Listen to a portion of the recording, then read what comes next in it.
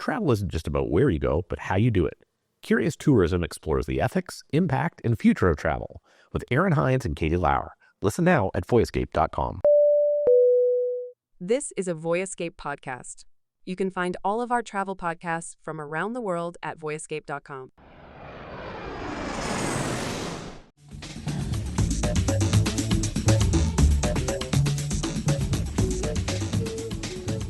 On today's Travel in 10 podcast, we're going to a city that's known for its influence on global music, on fashion, on culture. We are going to London, England.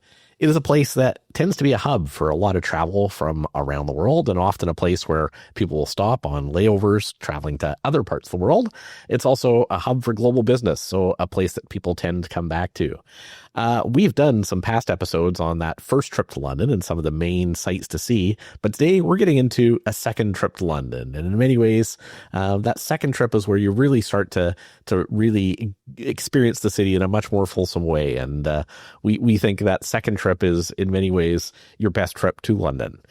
It's a place I've had a chance to go many times in the past, as well as my co-host, award-winning travel journalist Tim Johnson, has got to spend a lot of time as well. So Tim, what are some of your thoughts on London? Yeah, absolutely. Absolutely. I'm excited we're talking about London. I'm excited we're talking about, second, third, fourth trips to London, because there is so much in this city. And you're absolutely right. A handful of the times that I've been to London have been London trips where I was going and staying and spending time in the city. A lot of my trips to London, I've been maybe a dozen times, I would fly from Canada to London, land in the morning. Your flight lands at 6 or 7 o'clock in the morning. Your flight, if I'm going somewhere on the continent, maybe it doesn't leave, to Prague or somewhere like that, 4 or 5 o'clock in the afternoon. You've got 8 hours. What are you going to do with 8 hours? And I mean, Heathrow and all the other airports are so well connected to the city with transit, the underground or commuter trains. So a lot of my experiences in the city have been kind of like semi jet lagged, spending the day in the city and what to do.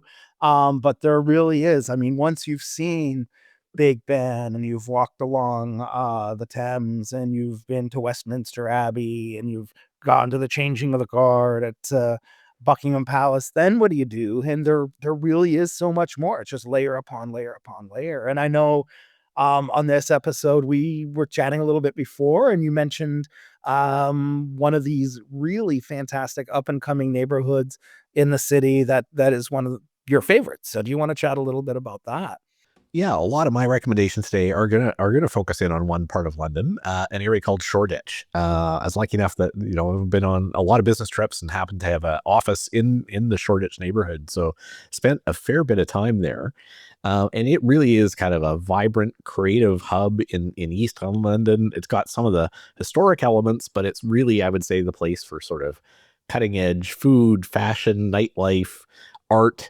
So I think for a second trip into London, it definitely makes, and even a first trip if you've got the time, once you've covered off some of those iconic sites, this is where I would base myself, and I think really one of the most interesting and dynamic parts of the city. Yeah, absolutely. And I have stayed there as well. I'm going to talk about it a little bit later when we talk about favorite hotel stays. One of my best memories from Shoreditch was actually doing a graffiti tour. It was organized through the hotel. I think concierge at the hotel had contacts with a graffiti artist. And so we went through Shoreditch, which is this kind of, formerly kind of raffish, still a little bit raffish, but gentrifying neighborhood, and had an actual graffiti artist take a small group of us through and almost interpret the graffiti art on the walls, which was very interesting. What does that tag mean, or what does that symbol mean? And I think he actually sort of off the record showed us some of his own graffiti artwork that may or may not have been authorized to be on that wall, And so it's a neighborhood that I really enjoyed as well. And I know you've had some great experiences there too. Yeah, and when it comes to street art, I mean, Banksy, one of the best known street artists in the world, this is where you're going to find a lot of his works are still found throughout the Shoreditch neighborhood. So lots to see there. A great nightlife scene in Shoreditch as well. Last time I was there, we stayed at Airbnb that was lovely, but happened to be located above a very hopping nightclub that went till about 4 in the morning. So it was, we got the full Shoreditch experience there, absolutely. But it's also just a great place for exploring other parts of London too. Great transportation connections in. I know one of the things, that we really liked in that neighborhood was a place called Box Park, Shoreditch, kind of a pop-up shopping district made up of all these, shipping containers, trendy shops, bars, restaurants, food stalls. So that was definitely one of the things worth seeing. Another one I'll call out in terms of, sticking on the art theme with things to do. This wasn't right in Shoreditch, but just across the river, a short ferry ride away, was the Tate Modern, which, one of the best modern art museums in the world. It's housed in this massive former power station, quite an imposing looking, quite plain looking building. Actually, it's this brick power station there on the Thames. But once you get inside, some of the best known modern art in the world. I believe it's free admission, if I remember correctly, as well, too. So a low cost thing to do, and definitely a place that's worth spending some time. You mentioned a very unique museum that you spent some time at when you were in the city last.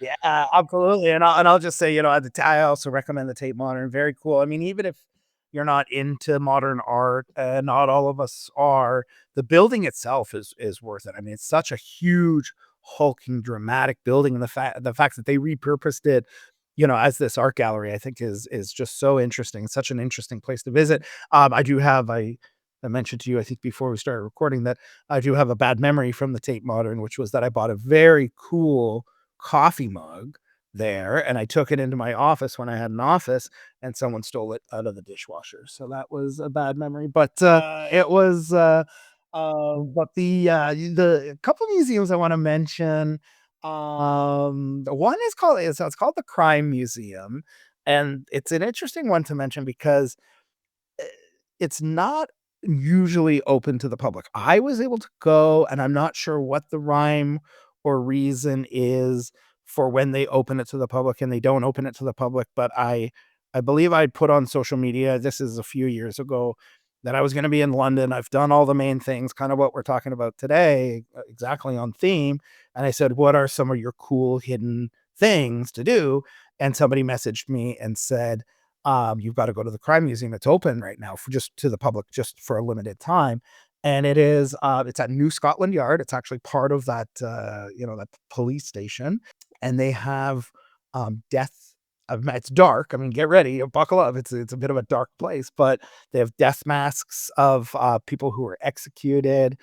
They have the actual murder weapons from some of the most infamous murders that happened in London. They have original letters from Jack the Ripper, and there's still obviously this debate about who Jack the Ripper actually was, but they have his original letters on display there. They have the printing plates, perhaps not as dark, the printing plates from the world's most notorious counterfeiter, and it's all this original stuff. So I believe the day-to-day entrance is only for law enforcement people, and you have to make an advance reservation. But I would encourage our listeners to check it out. If you just Google Crime Museum London, it'll come up. And it was open to the public when I was there. So I don't know when they open it to the public, but that's definitely worthwhile if you get a chance.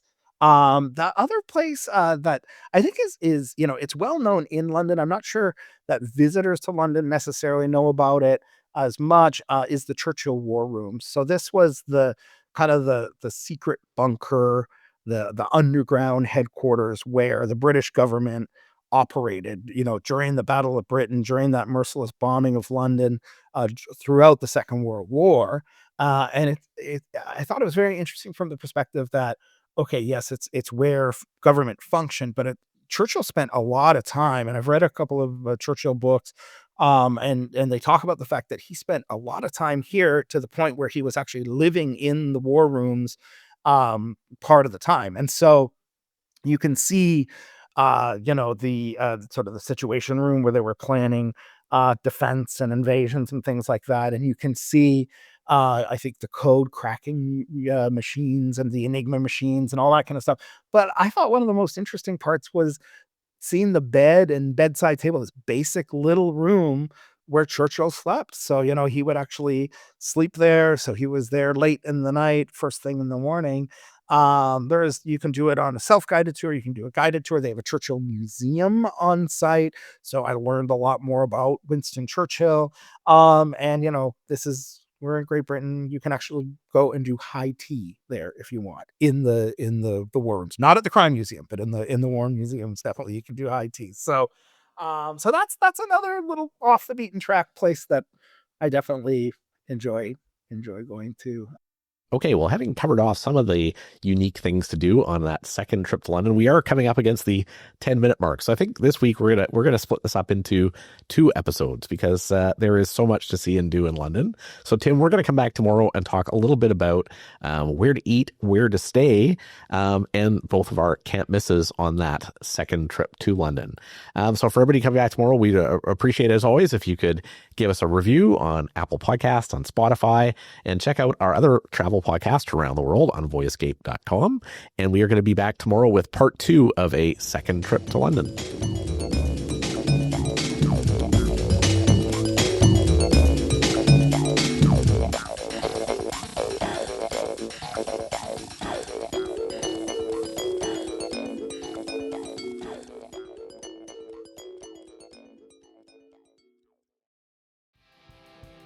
If you love travel, you'll love Winging It Travel podcast. Every Monday, I share stories from 75 countries, from backpacking tips, epic adventures, and plenty of travel inspiration.